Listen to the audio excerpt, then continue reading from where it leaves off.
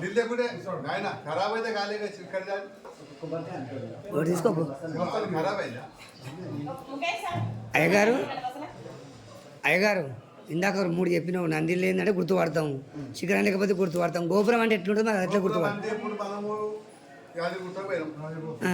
రాజగోపురం ఆయన గాలిగోపురం అంటాం కదా శుభద్వారం ముఖద్వారం ఉండాలి గోపురం వస్తువులు అది లేని దర్శనం పోవద్దని చెప్పి దాని ఫలం దొరకదని చెప్పి 5 ఫలాలు చెప్పింది నది లేని ఊరు నది అయితే నది వారదో ఆ ఊళ్ళో వాస్తు దోషం పడుతుంది అని చెప్పింది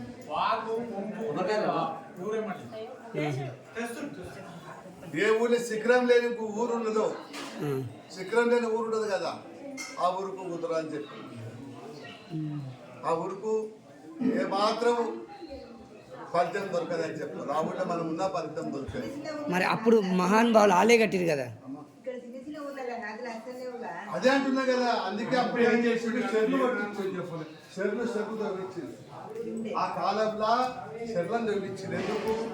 బతుకరికి వచ్చిన మనం నది వాళ్ళకి చెరుకు తవ్వించింది చెరువును తవ్వించాలంటే గ్రానం పడ్డ నాడు ఇళ్ళలో స్నానం చేయలే ఆనాడు గ్రానం వచ్చేది నాడు ఇళ్ళలో స్నానాలు చేయలే చెర్లలో మునిగొచ్చేది నదులలో మునిగొచ్చి తిన్నావా పరిష్కారం చెరువు ఉండాలమ్మా చెరువు బాయి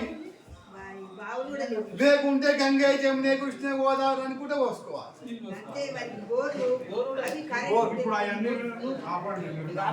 అడిగింది నేనే అయితే ఇప్పుడు ఈ కాలంలో ఏమి లేవు నదులన్నీ ఒడిచిపోయినాయి ఊర్లన్నీ దాటి పల్లెటూరు సిటీ పట్నంలో ఏమున్నది ఇప్పుడు మూసిదాది మనం దానం చేస్తామా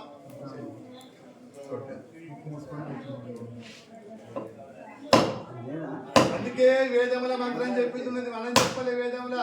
గంగే జమునే కృష్ణ గోదావరి సరస్వతి నర్మదా సింధు కావేరి జలేశ్వరి గురు అంటే అన్ని గంగలు నేను చెప్పి ఏం నాయన పొద్దుంది రాయి ఇప్పుడు పోయింది కానీ ఇప్పుడు లేచింది